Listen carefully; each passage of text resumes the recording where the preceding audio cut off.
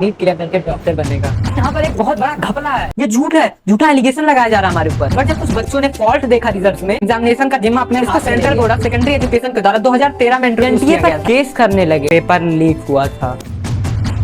तूने तो अभी 10th पास कर ही लिया, अब आगे का क्या प्लान है तेरा? भगवान का आशीर्वाद और मेरे मेहनत से मेरे अच्छे परसेंटेज तो आ गए। बस मेरा एक ही सपना है, 11th 12th में अच्छे से पढ़कर नीट क्लियर करके डॉक्टर बनने का, अपने पेरेंट्स का नाम रोशन करने का। तो जनाब, क्या आप भी अपने दिमाग में ऐसा ख्याल रखते हो कि फ्यूचर में आने वाले समय में हम डॉक्टर बनेंगे? तो थोड़ा थम जाओ, यहाँ पर एक बहुत बड़ा घपला है, एक बहुत ही बड़ा स्कैम है।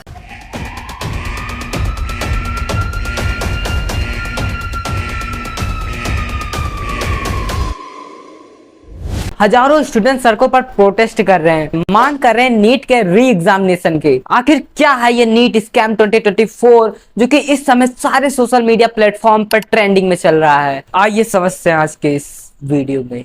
नीट एक एंट्रेंस एग्जाम है जो कि 2013 से पहले इसको सीपीएमटी के नाम से जाना जाता था, कंबाइंड प्री मेडिकल टेस्ट, जो कि स्टेट लेवल पर होता था। इसी एंट्रेंस एग्जाम नीट को ही क्लियर करने के बाद कोई भी स्टूडेंट अपने आगे की स्टडीज एमबीबीएस या बीएचएमएस में परस्यू कर पाते हैं, जिसका full form national eligibility cum entrance exam है। फुल फॉर्म को पढ़ने के बाद साफ जाहिर होता है कि ये नेशनल लेवल पर होता है, और याद है सीपीएमटी स्टेट लेवल पर होता है। इसको central board of secondary education के द्वारा 2013 में इंट्रोड्यूस किया गया था। सीबीएसई इस एग्जामिनेशन को 2013 से 2018 के बीच में अपने ही अंडर में कंडक्ट करवाता था, लेकिन 2019 में नेशनल टेस्टिंग एजेंसी एनटीए ने इस एंट्रेंस एग्जामिनेशन का जिम्मा अपने हाथ में ले लिया। इस एग्जाम का ड्यूरेशन 3 घंटे 20 मिनट का होता है, जिसमें 200 ऑब्जेक्टिव टाइप एमसीक्यू क्वेश्चंस रहते हैं, जिनमें से हमको 180 ही अटेम्प्ट करना होता है। 4 marks for every single correct answer and -1 marks for every wrong answer. इसी तरह से हमारा पूरा पेपर हो गया 720 नंबर का। एक साल में एक बार होने वाला, इतने सारे लैंग्वेजेस में होने वाले एग्जामिनेशन में इस साल कुछ तो गड़बड़ी हुई है।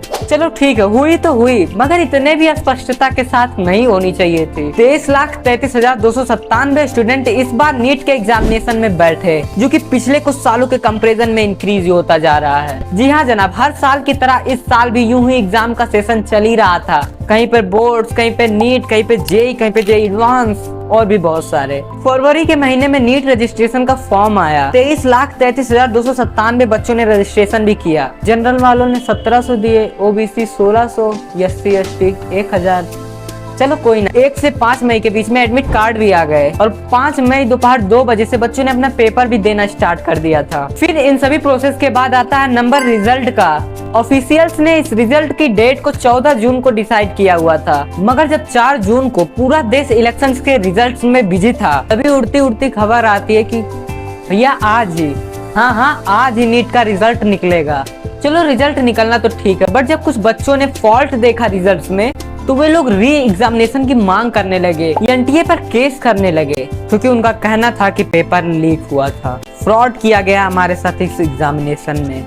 यहाँ तक तो ठीक ही था, बट हमारे बिहार के पटना से नीट यूजी के पेपर के लीक की घटना भी सामने आई थी, जहाँ पर लीकर्स के खिलाफ एफआईआर भी हुआ था। लेकिन एनटीए ने साफ बोला, ना भैया ना, पेपर तो लीक नहीं हुआ है, ये झूठ है, झूठा एलिगेशन लगाया जा रहा है हमारे ऊपर। बच्चों ने कहा चलो भैया मान लेते, पेपर लीक नहीं हुआ है। बट 4 जून को कुछ ऐसा हुआ जो कि कुछ हद तक इसको स्कैम साबित करता है। आइए जानते हैं। हर साल की तरह एस्पिरेंट्स ने अच्छा परफॉर्मेंस किया, बट शॉकिंग यह था कि इस बार AIR-1 केवल 1 या 2 या 3 बच्चे ना लाकर पूरे 67 बच्चे लेकर आए, जो कि इम्पॉसिबल तो नहीं है, बट हम कह सकते हैं कि पिछले रिकॉर्ड के अकॉर्डिंग ये थोड़ा सा इम्पॉसिबल भी लगता है। अभी तक का AIR-1 का हाईएस्ट केवल 3 स्टूडेंट ही रहा है। अभी पिछले साल केवल 2 लोगों ने AIR-1 लाया था।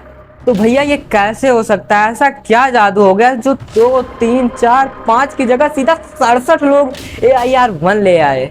और ऐसा भी नहीं है कि पेपर इजी था, स्टूडेंट और एक्सपर्ट के अकॉर्डिंग पेपर मॉडरेट था। फिर ये कैसे हो गया? सवाल है मेरा, आपका और पूरे हिंदुस्तान का। तो भैया चलो मान ही लेते कि ये कोइंसिडेंस हो गया, और हाँ इसको कुछ हद तक माना जा सकता है बच्चों के मेहनत के अकॉर्डिंग। तो फिर अब ये दूसरे प्रूफ पर नजर मारो। साफो साफ दिख रहा है कि इस AIR के लिस्ट में 8 स्टूडेंट ऐसे हैं जिनके रोल नंबर का पहला 7 डिजिट सेम है। इनमें से 6 बच्चे तो एक ही सेंटर के हैं। अब भैया ऐसा कोइंसिडेंस तो कहीं पे होता नहीं है, पर ये इंडिया है, यहाँ पर बोलता है क्या। इंटरनेट पर एक ऐसा क्लिप भी वायरल हुआ था जिसमें यह दावा किया जा रहा था कि नीट का पेपर लीक कराया जाएगा। टेलीग्राम पर कुछ ऐसे चैट्स भी पाए गए जिनमें दावा किया जा रहा है कि हम आपको नीट का पेपर प्रोवाइड करवा सकते हैं, बस आपको इतना पेमेंट करना होगा।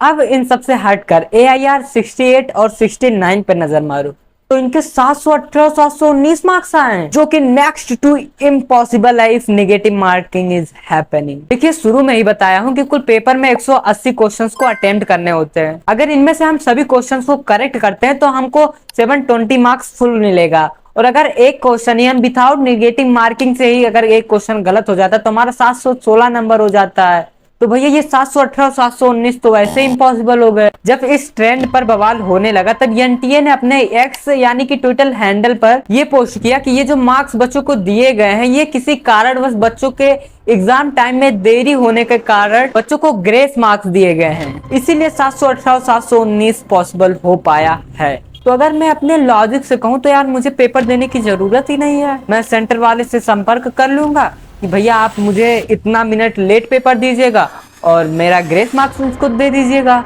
और मैं भी बोल दूंगा कि मुझको इतना मिनट पेपर लेट में मिला है और मुझे ग्रेस मार्क्स चाहिए। अब इसको देखिए जो कि एक्स हैंडल पर सुर्खियों में है, ये है जानवी AIR 1 वाली। इन्होंने अपने पेपर को 2:06 पे साइन किया, मतलब 6 मिनट लेट। इस पोस्ट के अकॉर्डिंग ये मैडम 179 क्वेश्चंस को अटेम्प्ट करती हैं, जिसमें से 163 ही सही था और 16 गलत। इस हिसाब से इनका टोटल मार्क्स हुआ 636 नंबर। बट ये तो पूरा 720 ही पा गए।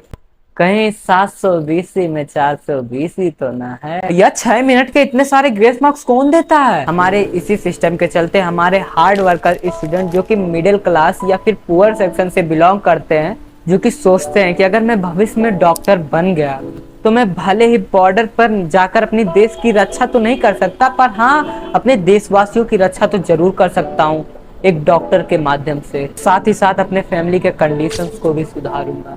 इसी सोच के साथ बच्चे दिन रात एक अलग ही लेवल के माइंडसेट के साथ प्रिपरेशन करते हैं। अगर वो इन सभी चीजों के ट्रैप में फंसते हैं तो उनके पास और ऑप्शन ही क्या बचता है। एक लेटर लिखते हैं, sorry mummy papa I am not able to do this, कर लेते हैं, इस दुनिया से नाता तोड़ लेते हैं। रिजल्ट के अगले ही दिन एक 18 साल की लड़की जिसका नाम भगीसा तिवारी है, कोटा के एक बिल्डिंग के 9th फ्लोर से कूदकर अपनी और पता नहीं कितने केसेस ऐसे ही आते रहते हैं और आते ही रहते हैं। Fair exam for a fair future के नारे के साथ #रीनीट का नारा चल रहा है। बच्चे बोल रहे हैं फिर से पेपर हो, हमारे साथ इंसाफ हो। इन सभी मैटर को लेकर एनटीए के चीफ मिस्टर सुबोध कुमार सिंह जी ने इस वीडियो के माध्यम से बताया कि उनके द्वारा एक कमेटी बनाई गई है जो कि इन सभी चीजों का रीचेक करेगी। इस बात की पुष्टि उन्होंने 8 जून के एक वीडियो के माध्यम से की। इन्हीं सभी चीजों को लेकर बच्चे, टीचर्स और सभी देशवासी प्रोटेस्ट कर रहे हैं एनटीए के खिलाफ। जो अच्छे मार्क्स लेकर आए हैं